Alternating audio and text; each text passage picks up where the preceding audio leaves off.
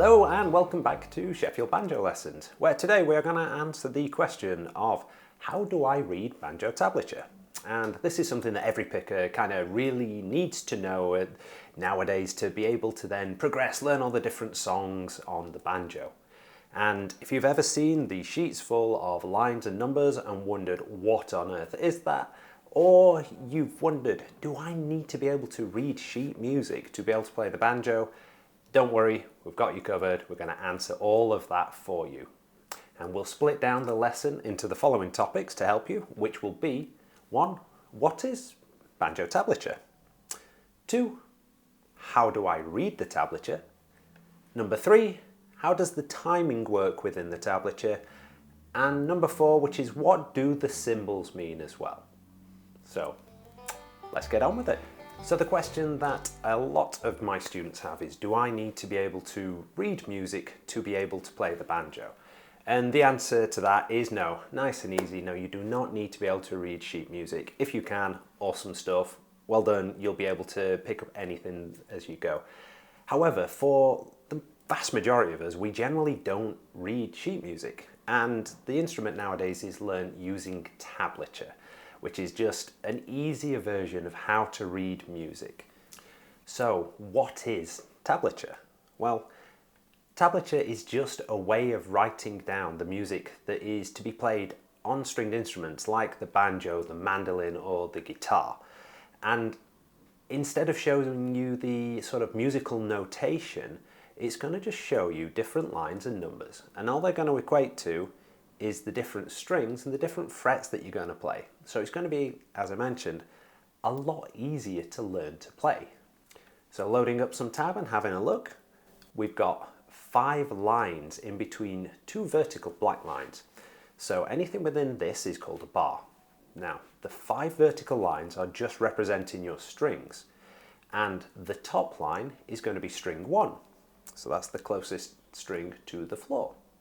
The bottom line is going to be string 5, which is our high drone string and the short one. So the way you can think about it is if you've got the tab sheet in front of you and you were to lay it down on your lap, it would be the same way that you can see the strings. So suddenly the one at the top, which is going to be your first string, you would lay it down and suddenly it would be in with your first string, and string 5 would be the closest one to you. You can always just get a little pen and write that down for where each one is as well, just in case you forget, and it's going to be then a little bit easier for you until you get used to it. So let's have a look at how tablature would be for a forward-backward roll. So we learned the forward-backward roll in the previous lesson, and what you're going to now see is there's going to be a bunch of zeros that have just filled your screen.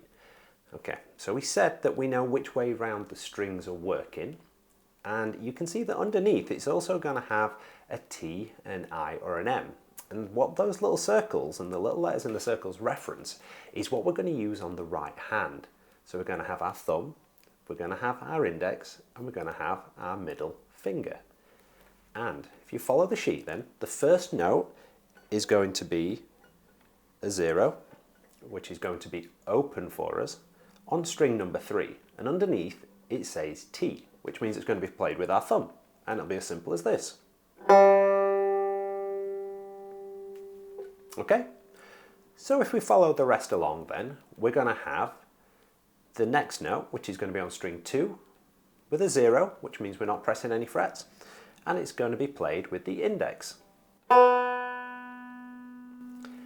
And then carrying on, you've got string number 1, played by your middle finger. Then string number 5, played by the thumb. And then for the next 4, you've got your middle finger on string 1 again.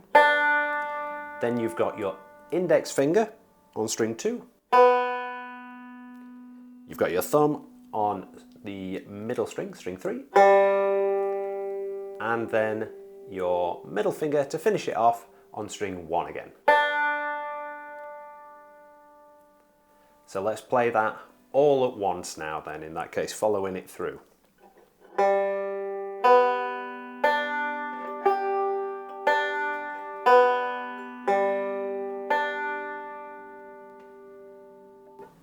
Cool, so hopefully that looks like what you learned in the previous lesson, which is your forward backward roll, and congratulations, you've now seen that on tab and how that works. So our first example was only showing a 0, and the 0 we just said means open. It means that there is 0 fret, no fret that is pressed with our left hand. So what if there are numbers on those lines instead? Well, each of the numbers just literally indicates which fret we're going to press. So let's load up a new sheet, and you can see here we've got two different strings that have got numbers on now. We've now got string number 2, which is showing a 1, which is going to be our first fret, and then we also have string number 1, which is showing a 2, which tells us that it wants the second fret pressing on that string. So that's what we're going to do. So again, shows you string 2, the number 1 means the first fret on that string. String number 1 shows you a 2, so it's the second fret on that. And it's the same thing as we did before. We're going to play it from left to right, one note at a time, and it's going to sound like this.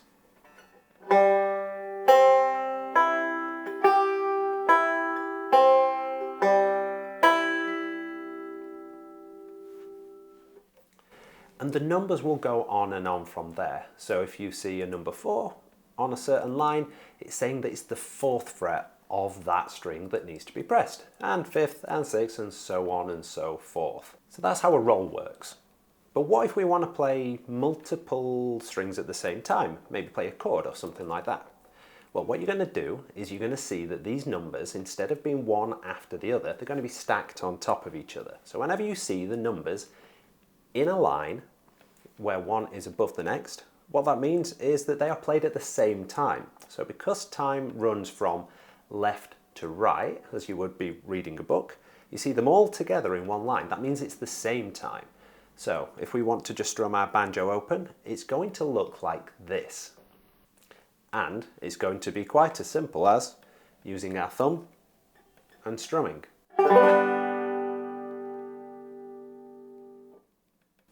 And that's how you play sort of chords and pinches that you'll come across. They'll be listed one above the other so that you know which strings to be pressing, which strings to be playing and which frets to be pressing as well at the same time. So recapping, we've seen that the lines are the strings, the numbers are the frets, and what it means to play one note after another, or whether we want to play them all together. Right. So a really important thing then, when you're playing the banjo, whether it's on your own and especially with others, is to kind of understand the timing of that as well. We need to make sure that we're all playing nice and steady together and no one's running off in different ways, and that you need to know how long each note is to be held for.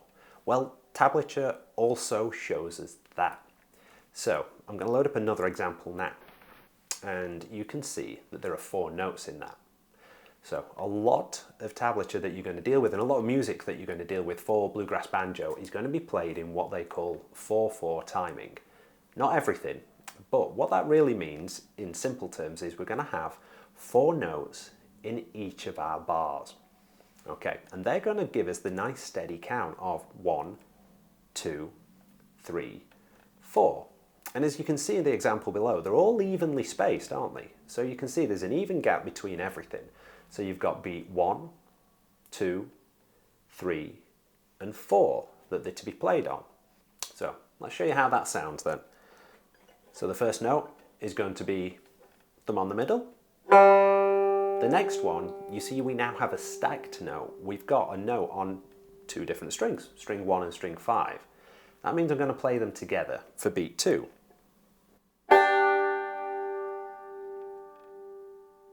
And then we have beat number 3 is going to be the thumb on string 4. And then we have another pinch. So we've got 2 notes together at the same time on beat 4. So we're going to have the count of 1, 2, 3, 4. And it'll sound like this. So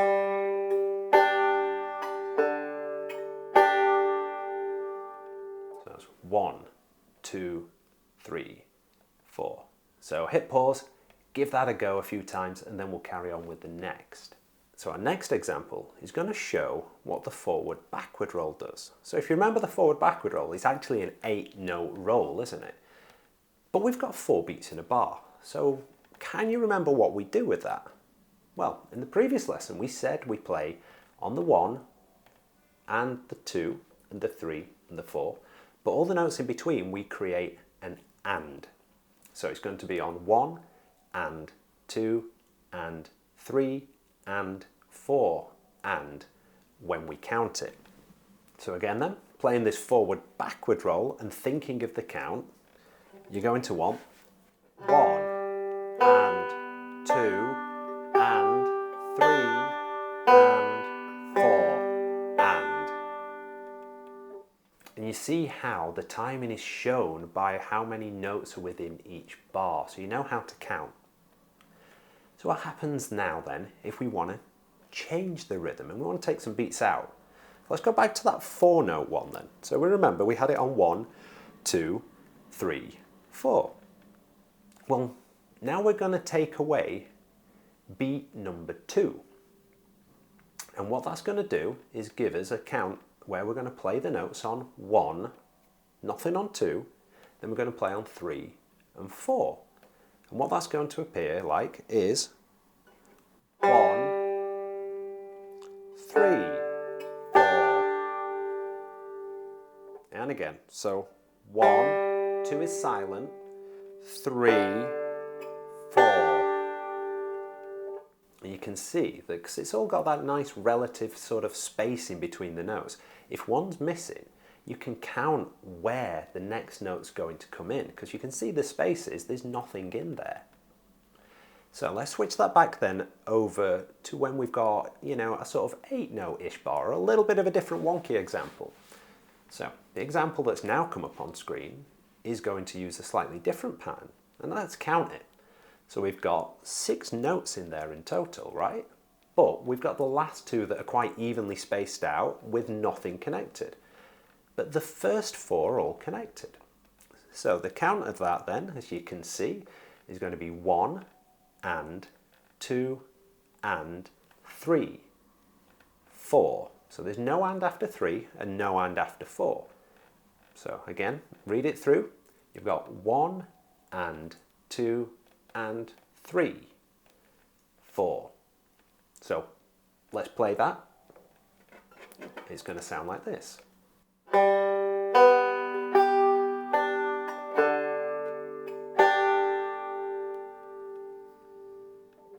Cool. So I'll do it again for you, and then feel free, hit pause and give it a go a few times yourself to get the idea of how that timing's going to work. So.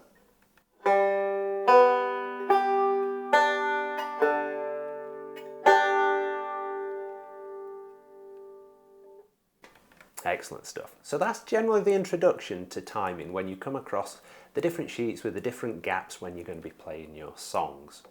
So that's all the sort of main bulk of it so far. You know your strings, you know the frets, and you can now start to, you know, count and get the rhythm as well.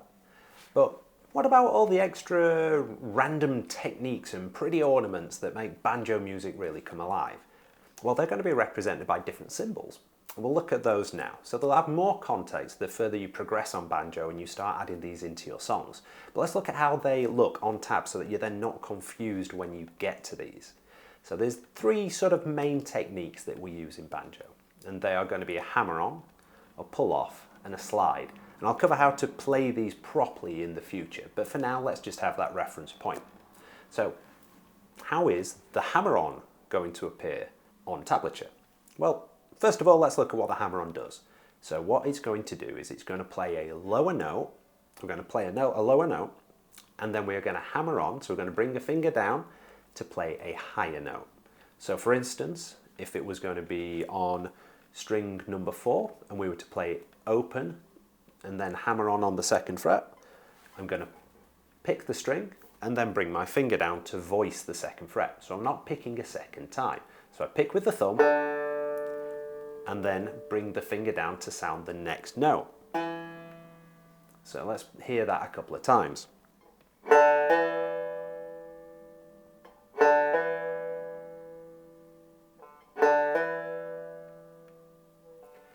I'm doing is picking the first one. So the way you'll see this in tablature is like this. And as you can see, underneath there's the 0, right? And underneath the 0 is the thumb. But there's an H or an HO that normally instigates that it's going to be hammered into the next note. And you can see then that there's the number 2, which shows it's the 2nd fret that's being played. But if you look underneath, you can see there's nothing for the right hand in there. So what that's going to do for us then really is show that it is a hammer technique because we're not going to pick. So it's going to be playing the 4th string open and then hammering onto that 2nd fret.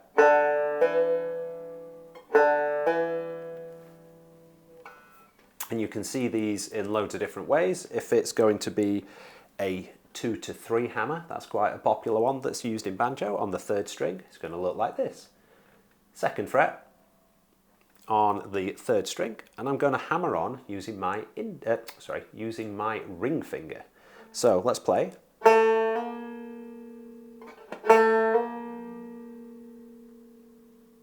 If you hear that, then that was playing the first one and only hammering into the other. And again, looking underneath, it's only the thumb that's playing that first note. Right, so that's hammer-ons. The next symbol you'll see is a P or a PO, which is a pull-off, which you can kind of think of like the reverse of a hammer-on. So you're going to be playing a higher note and then removing the finger or lowering to another finger to then play the lower note. So we'll look at that with the 2 examples we've had so far, but we're just going to reverse them. So we're on the 4th string again, but we're now playing that 2nd fret and we're going to lift away, we're going to pull off from that string to then voice the open note afterwards.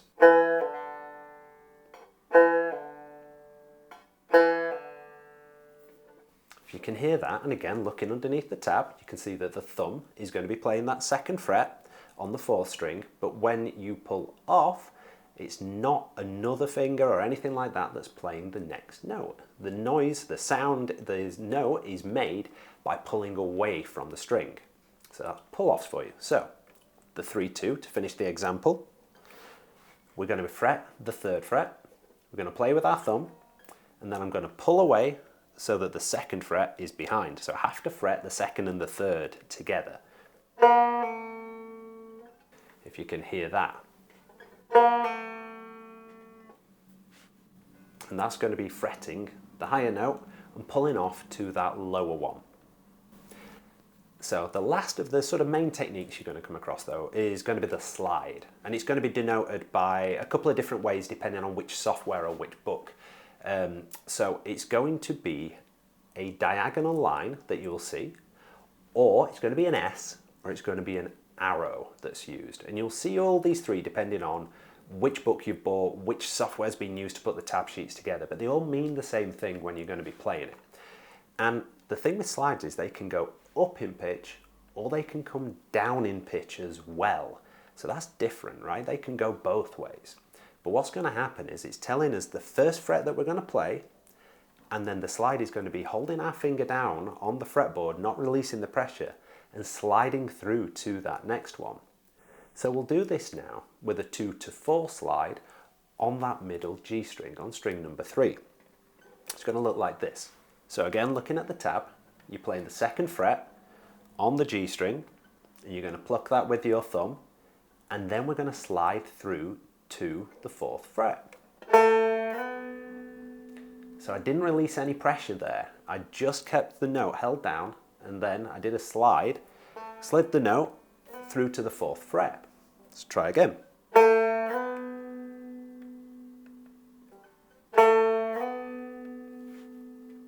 And there's all sorts of different timings again that work with these slides, which will be covered in the slides and the pull-off and the hammer-on lessons for you. But for now, when you see them, at least you've got an idea of what they're going to do. That's pretty much the basics of how to read tablature. You've seen what the different lines mean, that each one is a string. You've seen what the different numbers mean, that each one is a fret. You've seen that underneath it tells you what to play with the right hand. We've seen what it means when numbers are in a line, that we're going to play notes all at the same time. We've had a look at timing and how to know whether we're playing on a certain beat or missing a certain beat as well. And afterwards, what we also did was we had a little introduction to the techniques and how they appear on the tablature as well. So we're going to use the tab in generally all of the future lessons that are coming up.